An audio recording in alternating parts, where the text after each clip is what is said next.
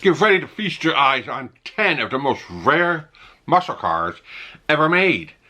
Welcome everyone, my name is ScottyAllenDay. These iconic vehicles are highly sought after by collectors and enthusiasts alike. Most of these cars are first gen, so the prices would be higher. And, well, starting off my list is number 10. The 1967 Chevy Camaro Z28. It's got a 302 cubic engine, 302 cubic V8 engine. The amount of cars that were produced was 602, and right now it's probably worth about $94,000. The Z28 performance package was designed with further modifications to compete in the SCCA Trans Am series. It included a solid lifter 302 cubic inch V8 engine, 4.9 liter, 4-speed transmission, power disc brakes, and 2 wide skunk stripes down the hood and, well, trunk lid. Skunk stripes have always been popular. They're popular on trucks now. So, alright, so that completes number 10. It's a 1969 Chevy Camaro Z28. Now, this is the first time I've been doing a car series. Let me know in the comment section below how I'm doing, how I could probably make this much better. I've always been a car guy, but I've never really I've never been a talkative one. So I figured I'd try something new. Number 9, we have a 1965 Ford Shelby Mustang, modified by Mr. Shelby himself. It's a 289 V8. The production values is only 562. It is worth about $880,000. With its signature Cobra emblem, similar paint scheme, and optional Cobra valve covers on many GT350 models. They were part of a marketing tie-in by Mr. Shelby.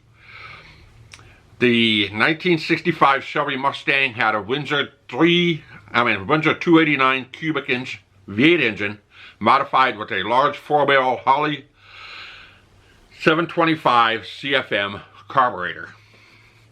So, 1965 Ford Mustang that was modified by Mr. Shelby, $880,000.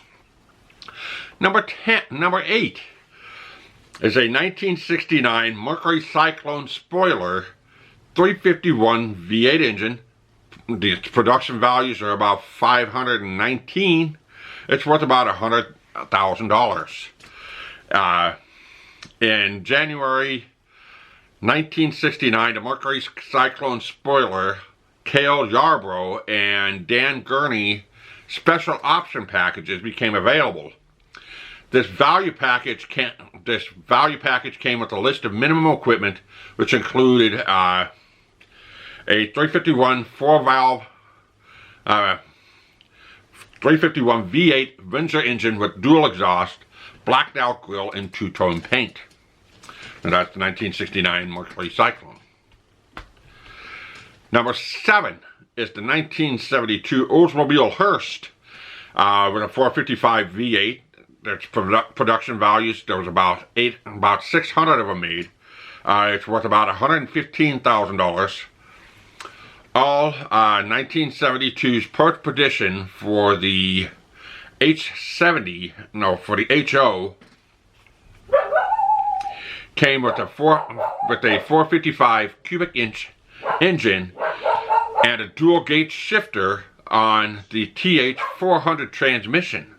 The 455 boasted dual exhaust with elements associated with the 442, like the distinctive build tailpipes, forced air induction with air cleaner assembly sealed into the hood. So there's all kinds of different things that come with some of these specialized cars, and well, they're hard to find now. Number 6, we have the 1970 Mercury Cougar Eliminator Boss 302 V8 and its production values is $450. It's worth about $150,000. In 1970, Mercury unveiled the Cougar Boss 302 Eliminator, which was designed to compete with Chevrolet's Z28 Camaro and Pontiac's Trans Am Firebird. The Cougar Boss 302 was powered by a high-performance 302 cubic inch V8 engine, 5.0 liter, which was borrowed from the Ford Boss Mustang 302. So you got it, a 1970 Mercury Cougar. Number 5 is the 1969 Dodge Charger Daytona 440 V8. Its production values is about $502. This is a Cherry. This is one of the Cherry cars, and on the auction block it's worth about $1,300,000.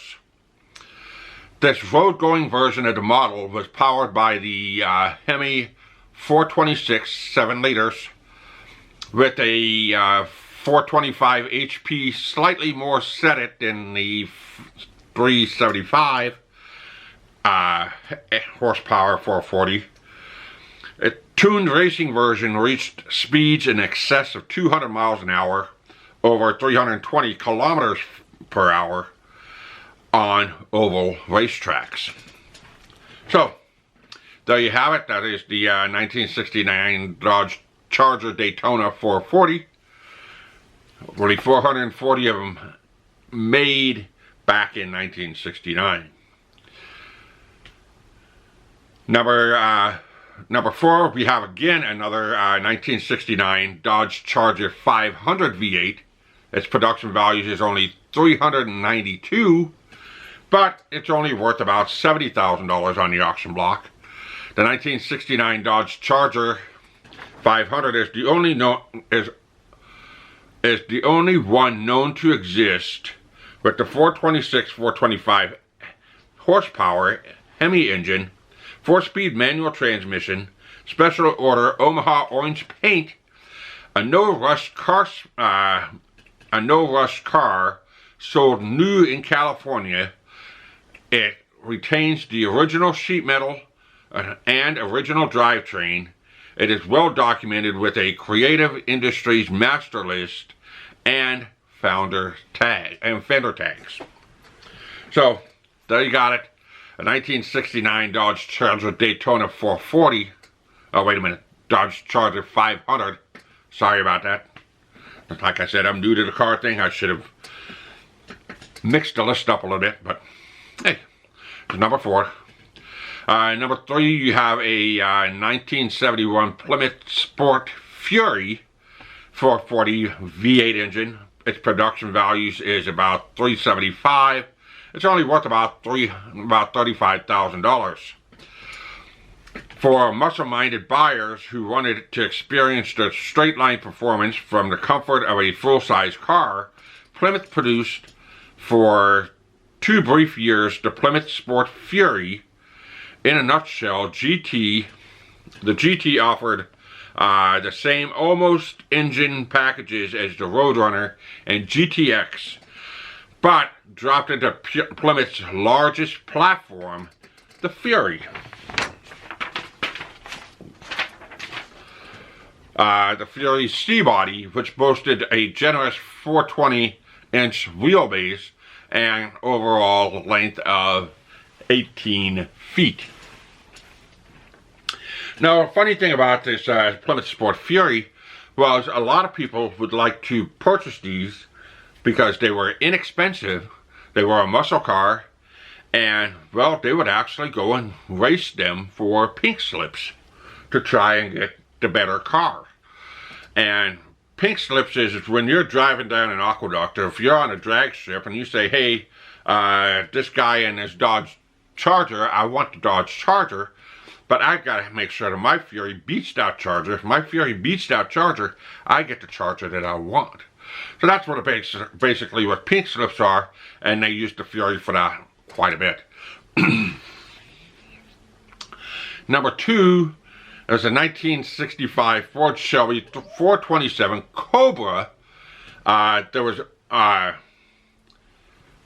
did I put down 427 twice? Well, it's a 427 Cobra. It had a 427 V8. Its production numbers is about 356. It was told that this particular 427 Cobra was one of the first that Mr. Shelby did. Its values on the auction block was $5,940,000. The 8 model Shelby, the R model Shelby, sorry, I'm looking at my notes. The R model Shelby Mustangs were built in 1965 and only for use as true race cars. Although they were ordered through Shelby authorized Ford dealers, they were not legal for street use, and only 36 of them were ever built. So 36 of that 427 were built as a race car, and that particular 36 of those, well, that's where you get your $6 million auction value out of. Number 1 is the 1969 Chevrolet Yanko SVC Camaro. On the auction block, it's worth about $350,000. The 1969 Yanko Camaro was a limited production vehicle equipped from the factory with CPO 9561, a special performance package including the L427, 425 horsepower engine, special ducted hood, dual exhaust system, creating a cooling capacity, and special suspension. 69 Camaro has always been a very popular one that's around. I have a friend of mine that still has a 1969 Camaro.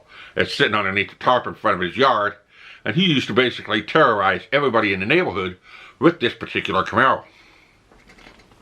So, there you have it. There's my top 10. I have more that I'll be able to do later on. But let's talk a little bit about production numbers and how rare these cars are today, just before I finish wrapping this up. So, when I'm talking about a production value, that is how many cars that they made back in, let's say, for example, let's go back to the Plymouth Fury. The Plymouth Fury was built in 1970. The year before was when they started building them for the 71 model. So they built them in 1970, but they are a 71 Plymouth Sport. So they only made, for the 1971 Plymouth Sport Fury, they only made 375. So if you're looking at 1972 with 375 cars made, by the time it gets to where we're at in 2024, that production value, how many of those cars are still left out of 375 in 2024, would probably be about 20. That's right, there would only probably be about 20. There'll be a couple sitting in a museum, and a few probably sitting in a barn, and that's it. So that's how rare these cars have become. If you're looking at like the Shelby 427 Cobra, that was actually built as a race car, which you only have 36 that was auctioned off. One of them was auctioned off for $6 million. Only 36 of them, and they were built as a race car. You're probably going to have maybe 2 if you're lucky. Maybe just 1 if you're lucky. So the one that sold off is probably the only known one in existence. So there you go. That's that kind of gives you kind of an explanation of what this is all about. So that's my video for today. I hope you guys enjoyed it. Leave me a comment in the comment section below how I can be able to improve my car videos. Please watch another video to support the channel. If you like the video, please share it with your friends. Give me a thumbs up. If you're new here, hit that subscribe button, hit that notification bell so you don't miss another video. And like always, I love you guys. Keep on rocking.